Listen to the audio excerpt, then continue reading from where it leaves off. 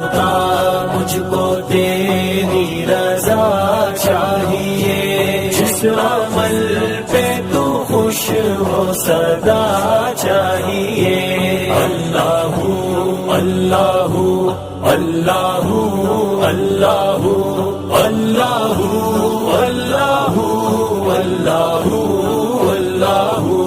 راشٹری ایکتا کا، محبت کا، امن کا، شانتی کا بدنہ پور کی زمین پر لیا تھا۔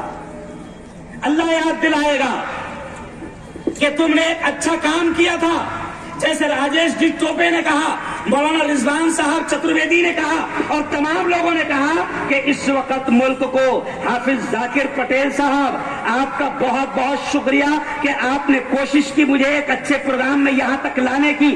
آپ تمام کا شکریہ کہ ایک اچھے پروگرام میں لانے کی کوشش کی۔ اور آج ملک میں نفرتوں کے سوداگر، نفرتوں کے پجاری، نفرتی چنٹو اس وقت ملک میں ماحول خراب کر رہے ہیں، ہندو مسلم میں نفرتی پیدا کر رہے ہیں، مندروں مسجد کی گھٹیا قسم کی راجنیتی کر کے اس پیارے دیش کے امن اور شانتی والے ماحول کو خراب کر رہے ہیں۔ بزرگ حضرت مولانا ارشد مدنی کا ایک جملہ مجھے یاد آیا، سنو جوانوں، مولانا ارشد مدنی کا ایک جملہ مجھے یاد آیا۔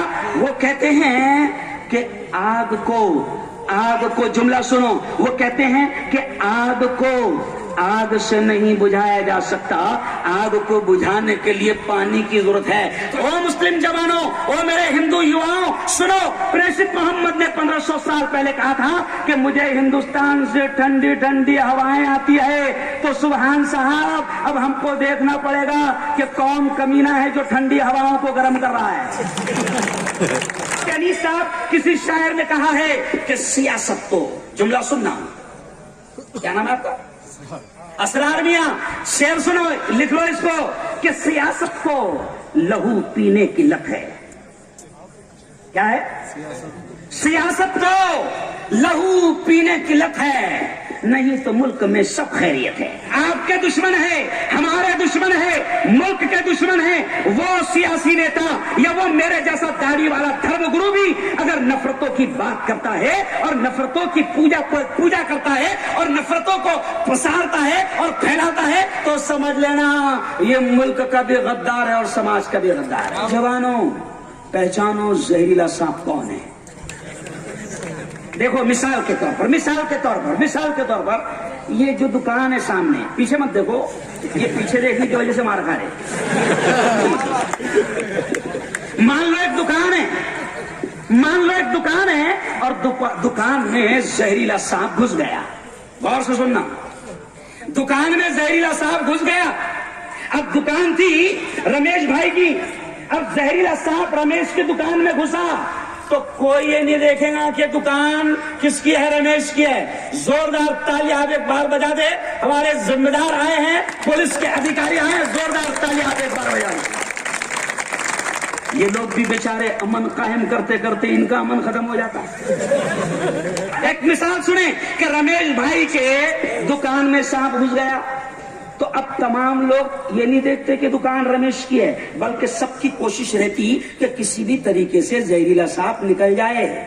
اب کوئی بجاتا پنگانی، کوئی بولتا ٹنڈولے میرا منڈولے، ہے نا، کوئی جلاتا چندیا، کوئی ڈالتا مرچا۔ سب کی تمنا کیا رہتی؟ ارے بولو نا زور سے، سانپ نکل جائے۔ تو دونوں سماجوں کو میں جواب ایک پیغام دے رہا ہوں، سندیش دے رہا ہوں کہ سانپ دونوں طرف ہے۔ اگر سانپ کہیں بھی گھسا تو کوشش کرنا کہ پنگانے بجا کر نکلے، کہ مرچیں جلا کر نکلے، کہ کپڑے جلا کر نکلے، مگر سانپ، ارے بولو، نکلنا۔ لڑائی جھگڑا مسئلوں کا حل نہیں ہے، ملک ٹوٹ جائے گا اور کوئی بھی خیریت سے نہیں رہ سکتا۔ اور راحت اندوری نے یہ اس پروگرام سے ان دہشت گردوں کو میں پیغام دے رہا ہوں جو دہشت گرد ملک میں نفرتوں کی آگ لگا رہے ہیں، ان آتنکوادیوں کو میں پیغام دے رہا ہوں کہ جو نفرتوں کا ویاپار کر رہے ہیں کہ سنو، راحت اندوری نے کہا تھا کہ سبھی کا خون ہے شامل یہاں کی مٹی میں۔ یہ دیکھیں کتنا پیارا اسٹیج ہے۔ راحت اندوری نے کہا تھا کہ سبھی کا خون ہے شامل یہاں کی مٹی میں، کسی کے باپ کا ہندوستان تھوڑی ہے۔ ملک کو توڑنے کا کام مت کرو. ملک ٹوٹ گیا تو سب ٹوٹ جائیں گے. اس لیے کسی شاعر کی بات پر اپنی بات کو ختم کروں گا کہ کسی شاعر نے کہا ہے حافظ صاحب کہ حویلی جھوپڑی سب کا مقدر پھوٹ جائے گا.